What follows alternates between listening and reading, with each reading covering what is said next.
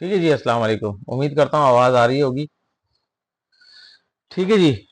अच्छा जी, अब इस रिकॉर्डिंग का मकसद यही है कि जो लेक्चर्स मिस हो गए हैं वो हम यहाँ से रिकॉर्डिंग के ज़रिए आपको दे सके। और कोशिश करते हैं कि ऑनलाइन रिकॉर्डिंग का सिलसिला जारी रखें।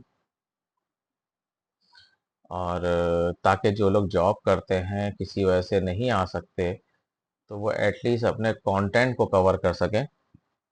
इस कोर्स के दो हिस्से हैं। एक है स्क्रिप्टेड प्रोग्राम्स और दूसरा है क्लाउड आर्किटेक्चर। अच्छा, क्लाउड का आप पिछले सेमेस्टर में कुछ ना कुछ पढ़ के आए हैं। ठीक है जी। तो हम क्लाउड का जिक्र एंड में करेंगे। ठीक है जी, मैं इसको ज़रा बंद कर दूं क्योंकि मुझे ऐसा लग रहा है कि ये स्क्रीन को बार बार स्टॉप कर रहा है, क्योंकि ये लेक्चर कम से कम मैं चौथी दफ़ा रिकॉर्ड करने जा रहा हूँ।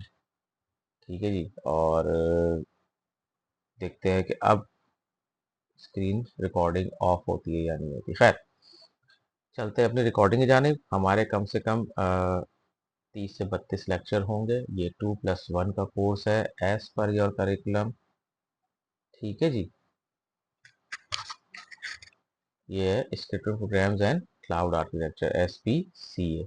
2+1 का है, इसका मतलब मैक्सिमम 32 लेक्चर्स होंगे और 16 लैब्स होंगी। तो हम कोशिश करेंगे एटलीस्ट 14 लैब्स को एटलीस्ट कंडक्ट करें, जिसमें ज़्यादातर टास्क जो है वो मेरी तरफ से गिवन होगा। कहीं ज़रूरत होगी तो उसकी वीडियो आपको बना के दे दी जाएगी।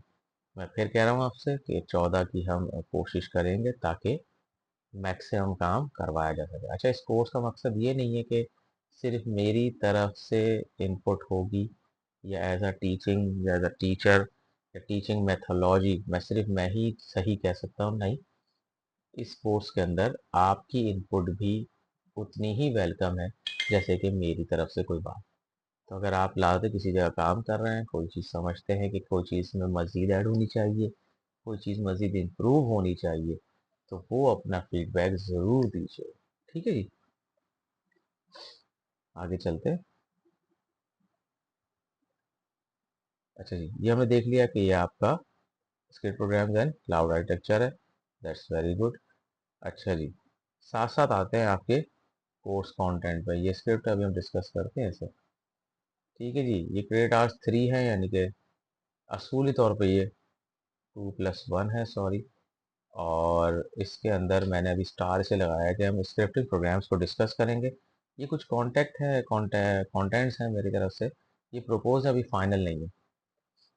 ठीक है जी। इसके बाद इसमें क्लाउड आर्किटेक्चर आ जाएगा। मैं कोशिश करूंगा इसके अंदर जैसे स्क्रिप्टिंग के अंदर डॉकर्स डॉकर के कंटेनर्स होते हैं डिप्लॉय करना, एंसिबल की कमांड्स होती हैं कि सिस्टम अपग्रेड कैसे होता है। ठीक है जी। तो ऑटोमेशन के दो चार part, lectures, task from that course जो एंसिबल का रेड हैट कराता है वो, और कुछ डॉकर को लेके हम इसके अंदर मजीद ऐड करें ताकि क्लाउड आर्किटेक्चर की तरफ हम डाइवर्ट कर सकें अपने स्क्रिप्टिंग प्रोग्राम्स को सीखने के बाद। ठीक है जी। चलें जी, स्टार्ट करते हैं। अच्छा, स्क्रिप्टिंग क्या है, प्रोग्रामिंग क्या है, कोडिंग क्या है। कोडिंग चूंकि इसमें लिखा नहीं है, लेकिन कोड का मैंने डिस्क्रिप्शन के अंदर ऐड कर दिया है कि what is coding.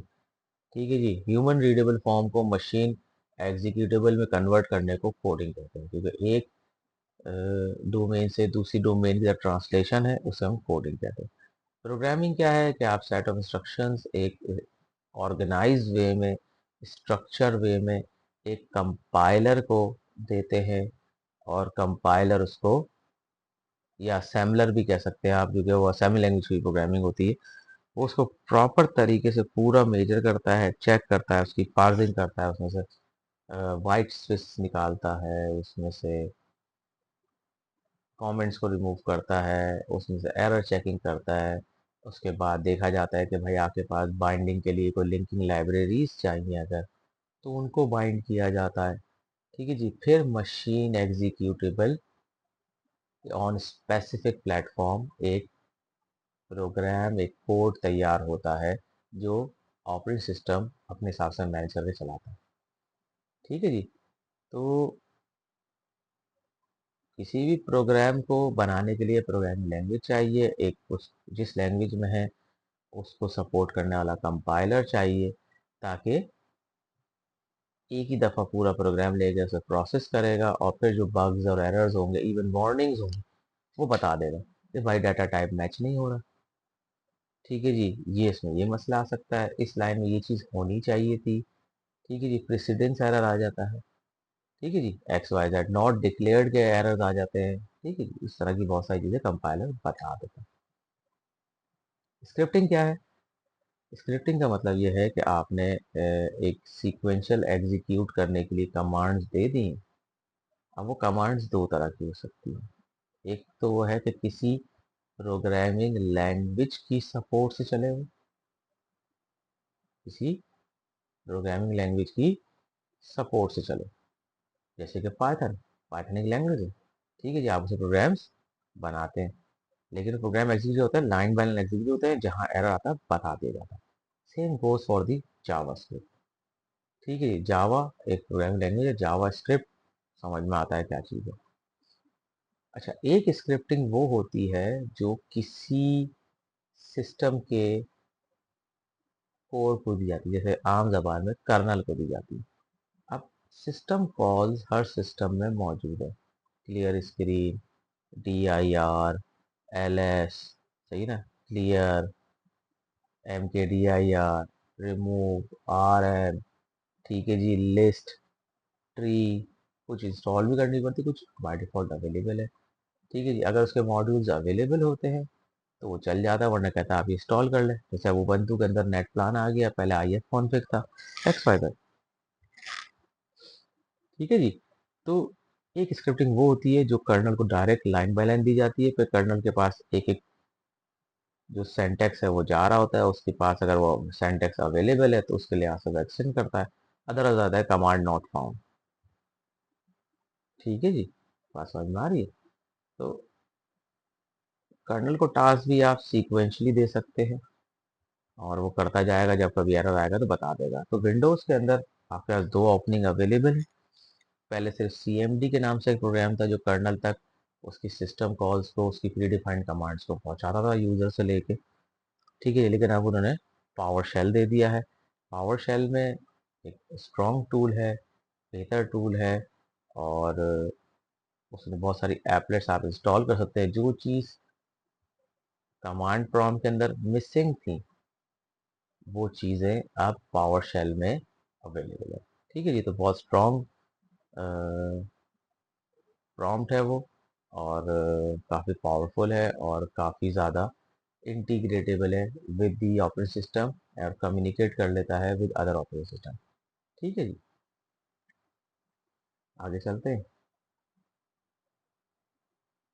Scripted programs are core to software development, often used interchangeably but have distinct role. Both involve writing code to control computer behavior. Scripting and programming are core software. अच्छा देखिए, कोई software आपने configure करना है, ठीक है, आपने configuration file बना दी, वो उसको कॉन्फ़िगर कर देगा। ठीक है जी, आपने डॉकर को अवेलेबल रन करना है with certain tools and configuration, आपने एक XML फाइल और YAML फाइल लिख दी, एग्जीक्यूट कर दी इसने, वो काम आप कर देगा। आपको बैठ के मैनुअली करने की ज़रूरत नहीं है, चेक करने की कि Docker this, Docker this, Docker that. जैसे अगर आपने कोई ऑपरेटिंग सिस्टम आपका विंडोज़ है और उसमें आपने कोई काम दिया हुआ है जो बार-बार करना है, आपने एक बैच स्क्रिप्ट बना दी, .bat बैच, और या ये कह लें .cmd, ये दो एक्सटेंशंस हैं जो विंडोज़ की कमांड प्रॉम्प्ट एग्जीक्यूट करती है। ठीक है जी। वैसे तो बैच का मतलब होता है कि आपने एक साथ पूरी फाइल टास्क दे दिया, तो ऑब्वियसली डॉट बैच फाइल के साथ लिस्ट ऑफ टास्क देते हैं, वो अभी मेरे पास या नोट पैड खुला हुआ देखा भी था आपने, मैं बताऊंगा क्या चीज़ है। ठीक है जी, .cmd एक्सटेंशन रखें या .bat एक्सटेंशन रखें, वो चला देगा। जबकि लिनक्स के अंदर sh भी होता है, ठीक है, .run भी होता है, XYZ, बहुत सारे एक्सटेंशन हैं। ठीक है जी, चले जी आगे चलते हैं। मैं मिसाल ही देने जा रहा हूँ, जैसे अगर आपने लिखा DIR, ठीक है, इसने लिस्ट डाउन कर दिया। अब यही चीज अगर आप लिनक्स पे लिखेंगे तो क्या लिखेंगे? ls। ठीक है जी। अब ये अंडरस्टैंडेबल कमांड्स हैं जो कि कर्नल समझ रहा है इन चीज़ों को। कर्नल इन चीज़ों को समझ रहा है। तो आप कमांड देते जाएंगे, करता है, लेकिन आपने बहुत सारी चीज़ें बार बार करनी है, तो आप किसी फाइल में लिख के रख देंगे और वो रन करवा देंगे, वो चीज़ एग्जीक्यूट होती रहेगी। ठीक है जी, चलो ये मिनिमाइज कर दें।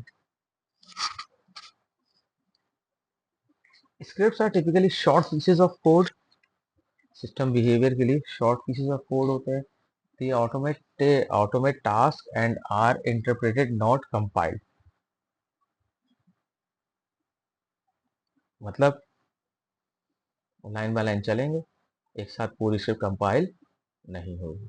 लाइन बाय लाइन चलते रहेंगे और लाइन बाय लाइन एग्जीक्यूट होते जाएंगे। जब एरर आएगा तो वो प्रॉम्प्ट कर दिया जाएगा।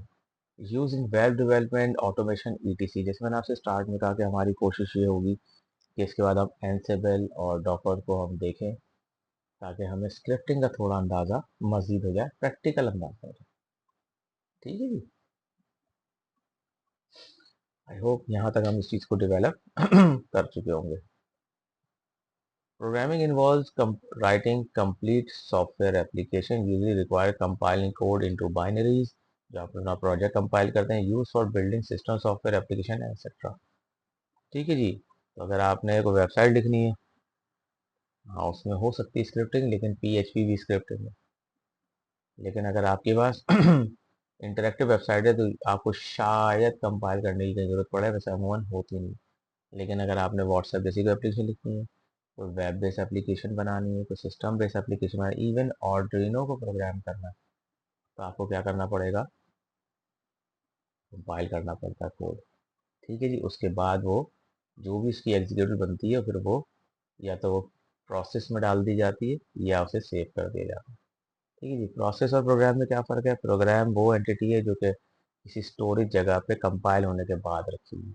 जैसे ही वो एक्टिव होती है, हार्ड डिस्क से उठ के एग्जीक्यूशन के लिए रैम में आ जाती है, क्यू में लग जाती है, तो वो क्या हो गई आपकी? वो आपका प्रोसेस है। ठीक है जी।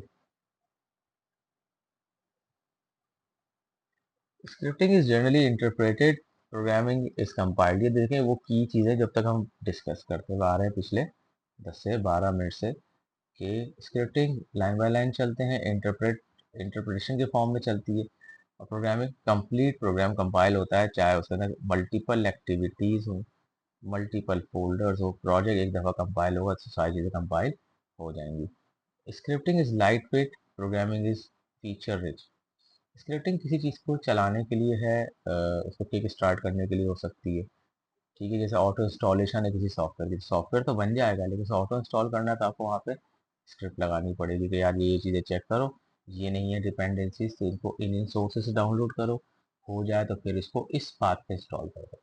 पाथ भी चेक करो, पाथ अवेलेबल ना हो, फोल्डर अवेलेबल ना हो, तो आप पहले उसको क्रिएट करेंगे और फिर आप इसको वहाँ पे इंस्टॉल कर देंगे। ठीक है जी। Scripts are automation program build full application. ठीक है जी। तो वो जो बात हमने अभी कही बीच में लाइन मिस हो गई, scripts are for automation programs build full application. ठीक है जी। अब एनसिबल एक प्रोग्राम है, एनसिबल को चलाने के लिए पाइथन की स्क्रिप्टिंग चाहिए होती है। डॉकर एक कंप्लीट प्रोग्राम है, लेकिन आप चाहते हैं कि डॉकर को ऑटोमेशन की तरफ ले आऊँ, तो मुझे YAML की या YML की स्क्रिप्ट्स लिखनी पड़ेंगी। ठीक है जी। आई होप यहाँ तक चीज़ें क्लियर होंगी। आगे चलते हैं। Web page instruction system, automation, data scripting में क्या क्या चीज़ आती है? Web page instruction system, automation, data parsing etcetera वगैरह। अगर आपने कोई एक्सेल फाइल को चेक करना है तो आप पाइथन की स्क्रिप्ट लगा के चेक कर सकते हैं, कोई डाटा को एनालाइज कर सकते हैं।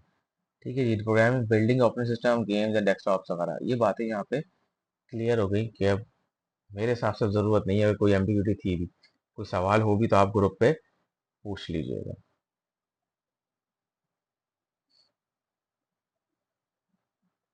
ठीक है। अब पाइथन एक लैंग्वेज है। ठीक है जी। क्या करती है? For automation and scripting. इसके बहुत वास्ट यूजेस हैं पाइथन के। अब जावास्क्रिप्ट फॉर वेब स्क्रिप्टिंग, ये तो ज़्यादातर वेब स्क्रिप्टिंग के ऊपर फोकस है इसका, जावास्क्रिप्ट का। ठीक है, पाइथन जो है वो जर्नलाइज है और पाइथन पे इतनी सारी डेवलपमेंट, इतनी सारी ऑटोमेशन है कि आप सोचते रहे उसका हल निकालती रहेगी। बैश क्या है? बैश वो टूल है जो लिनक्स कमांड लाइन में मौजूद होता है। मतलब लिनक्स कर्नल में मौजूद है। इसका नाम है B for board, A for again and S S for shell. C shell था और पता नहीं कौन कौन, लेकिन बैश का जो प्रोग्राम है वो कर्नल के अंदर सक्सेसफुली चलता आ रहा है, लोग उससे यूज टू है। किसी भी कमांड लाइन प्रॉम्प्ट का प्रोग्राम हो, पावर शेल का प्रोग्राम हो, बैश का प्रोग्राम हो, ये कर्नल का पार्ट होता है किसी ऑपरेटिंग सिस्टम के, ताकि यूजर सिस्टम कॉल्स को या प्री डिफाइंड इंस्ट्रक्शंस को डायरेक्ट दे सके। वो टेक्स्ट लेता है, जो भी आपका प्रॉम्प्ट है वो कंपाइलर को देता है, वो कर्नल को देता है। कर्नल के पास अगर वो टेक्स्ट सही अवेलेबल है, मैच करता है, एग्जीक्यूट करता है। लिनक्स चूंकि केस सेंसिटिव है तो वहाँ पे क्लियर आप कैप्शन लिख सकते हो, लेकिन विंडोज चूंकि केस सेंसिटिव नहीं है तो हम सी एल एस कैप्शन लिखे, स्मॉल लिखे, कोई फर्क नहीं पड़ता। देख लेते हैं।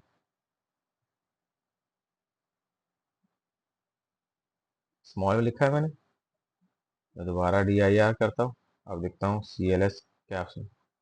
तो विंडोज का जो इन्वायरमेंट है वो डबल चेक करता है चीज़ों को, और वो केस सेंसिटिव नहीं है। ठीक है जी। जबकि लिनक्स का कर्नल जो है वो केस सेंसिटिव है। जैसे यहाँ लिखूंगा एल एस, और अगर मैं यही कैप्स में कर दूं तो कहेगा कमांड डॉट कॉम। तो ये डबल चेक नहीं है, ये एक दफ़ा चेक करता है केस सेंसिटिव, यानी इसका एसकी कोड चेक किया बराबर है, ठीक है, वरना बोल दिया अवेलेबल नहीं है। ठीक है जी, मैं इसको क्लियर कर दूं। चलिए नेक्स्ट उस पर आते हैं। P H P for server side scripting है। खैर,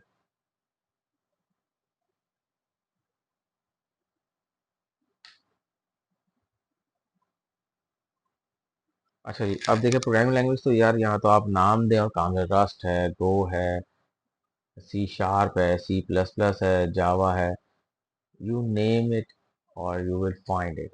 ठीक है जी। आप नाम लें क्या क्या चीज़ है यहाँ पे। तो यहाँ पे तो एक भरमार है लैंग्वेजेस की ना। ठीक है जी। गो भी आगे आ रही है। गो जो रियल टाइम चीज़ें हैं उसके लिए गो बहुत ज़्यादा इम्पोर्टेंट है। जैसे कि क्रिप्टो करेंसी, ब्लॉकचेन, इस तरह चीज़ों में गो का इस्तेमाल बहुत ज़्यादा है। सी शार्प और विंडोज़ बेस एप्लीकेशंस है, ये ज़्यादा इस्तेमाल है। C plus plus for games और सॉफ्टवेयर जैसे प्रिसाइज डिज़ाइनिंग चाहिए होती है। जावा फॉर मल्टीपल बड़ी ऐप्स के लिए, जैसे अमूमन आपके पास ओरेकल के इंटरफेसेस आते हैं ना, वो आर जावा बेस्ड डाटाबेसेस के। ठीक है जी। फ़ायदा और नुकसान। Scripting has fast to develop but less scalable. ये डेवलप तो खैर कहना गलत लिख दिया, स्क्रिप्ट जल्दी राइट हो जाती है, क्योंकि आपको पता है मैंने कौन कौन सी सिस्टम कॉल्स को, कौन कौन सी कमांड्स को किस तरतीब में रखना है, तो क्या चीज़ होगी। ठीक है। Programming offers more control but it is complex. अगर आप एक प्रोग्राम लेते हैं किसी काम का तो ऑब्वियसली वो सिस्टम के कोर में जाएगा, सिस्टम कॉल्स पे नहीं जाएगा खाली। ठीक हो कि सिस्टम कॉल्स भी इस्तेमाल होती हैं, लेकिन they were be utilize very efficiently as compare to writing on command line और bash. Scripting is great for quick solution. जैसे आपने बल्क रीनेमिंग करनी है, आपने बल्क डिलीशन करनी है, बल्क कॉपी पेस्टिंग करनी है। ठीक है जी। तो वहाँ पे आपके पास स्क्रिप्टिंग अवेलेबल है। लेकिन आप कहते हैं मैंने फॉर्मेट करना है किसी चीज़ को, या फॉर्मेट करना मुनासिब नहीं रहेगा, बोले कि मैंने इंटीग्रिटी चेक करना है डॉक्यूमेंट्स का, तो वो थोड़ा सा आसान होगा प्रोग्रामिंग। हालांकि ये काम जो मैंने कहा है ये भी हो सकता है कमांड लाइन पे, लेकिन वो शायद एफिशिएंटली ना हो, क्योंकि कमांड लाइन का एक प्रॉब्लम ये है कि जब आप वहाँ से कोई सामान टास्क देते हैं तो वो कमांड प्रॉम्प्ट का वो स्क्रीन आपके लिए म्यूचुअली एक्सक्लूसिव हो जाती है जब तक काम खत्म ना हो। मतलब बहुत सारी चीज़ें वो होल्ड कर लेता है, तो रिसोर्स प्रॉपरली मैनेज नहीं होते। ठीक है जी। Programming is ideal for robust application. तो प्रोग्रामिंग में क्या होता है, जब प्रोग्रामिंग की जाती है तो प्रोग्रामर, उसके डिज़ाइनर, उसके आर्किटेक्ट सिस्टम के बेस्ट पॉसिबल यूजेस को यकीनी बनाते हैं, मतलब ऑप्टिमल यूजेस। मतलब सिस्टम चलता रहे और आपका आपका सॉफ्टवेयर भी बेस्ट परफॉर्म करता रहे। ऐसा ना हो कि आपके सॉफ्टवेयर का सिस्टम बैठ गया, जैसे कि एंटीवायरस के साथ होता था। आपने एंटीवायरस इस्तेमाल किया, पीसी बैठ गया। हालांकि उनकी इंटेंशन बिठाने की नहीं थी, लेकिन वो इतनी चीज़ें चेक करता था कि आपके अपने काम पेंडिंग में चले जाते थे। ठीक है जी। अच्छा, यहाँ पे जाते हैं अभी। इससे पहले पहले मैं आपको चीज़ दिखा दूँ। ठीक है जी। ये मैंने कुछ कोड लिख के रखा हुआ है, नेट से उतारा, मेरा अपना तो नहीं है।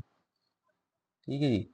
अब इस पे देखें, ये वो कमांड्स हैं जो कि विंडोज समझ सकती है।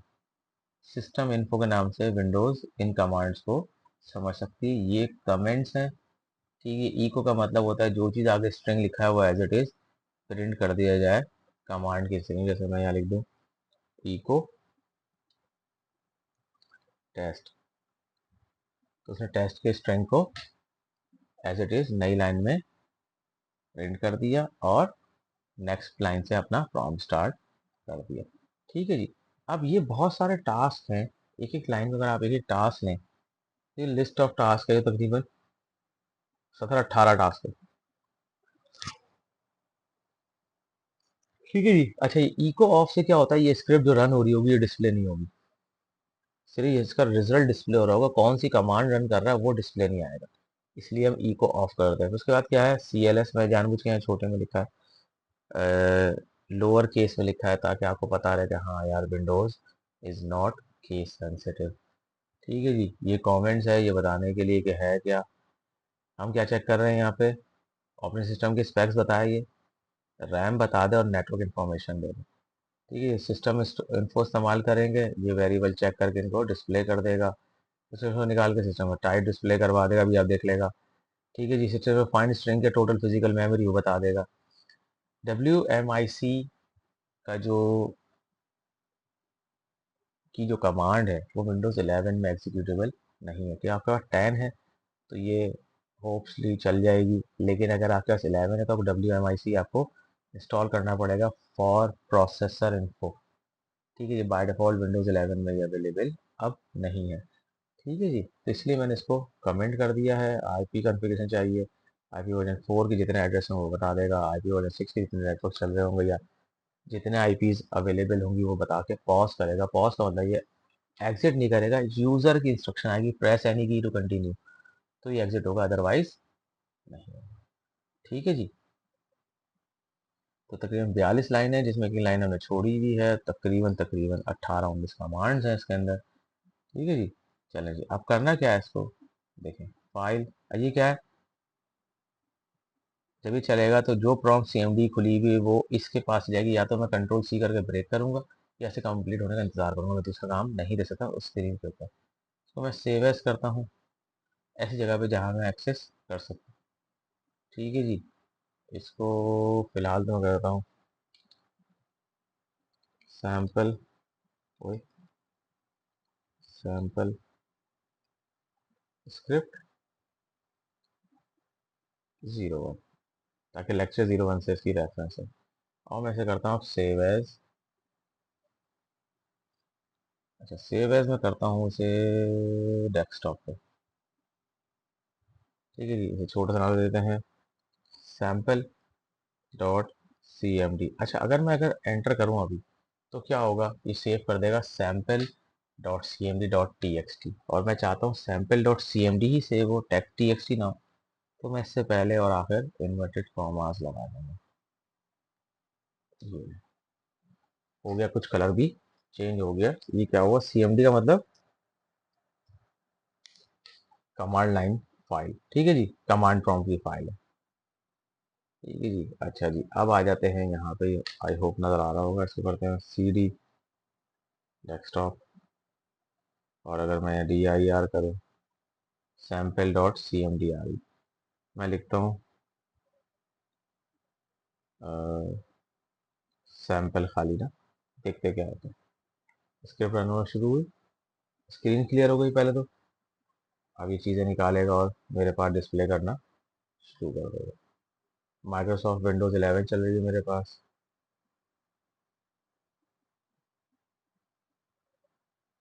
ठीक है जी। बायोस वर्जन बता दिया, OS का वर्जन बता दिया। ठीक है जी। बिल्ड बता दी, 64 बिट सिस्टम है, 64 बिट है, यानी कि मेमोरी बता रहा है। ठीक है जी। तो 32 GB मेमोरी लगी हुई है और नेटवर्क एड्रेस इसने बता दिए मुझे मेरे पास कितने नेटवर्क एक्टिव है। और प्रेस एनी की टू कंटिन्यू, अब मैं दबाऊंगा कोई चीज़ तो ये एग्जिट हो जाए। ठीक है जी, पॉइंट समझ में आ गया। अब अगर मैं यहाँ से इसको मैं दोबारा रन करता हूँ, देखिए स्क्रीन क्लियर की ना इसने। अब अगर इस स्क्रिप्ट के ऊपर से मैं CLS को कमेंट करता हूँ, पहले से एग्जीक्यूट होने दें।